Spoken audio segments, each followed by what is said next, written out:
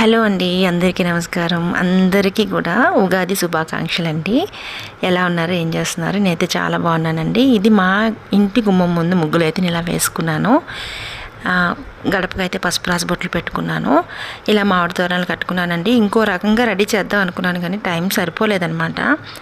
అలాగే ఉగాదికి మనం ఉగాది పచ్చడి చేసుకుంటాం కదా, అలాగే స్వీట్ అవుట్ చేసుకుందాం, పాయసం చేసుకున్నాము.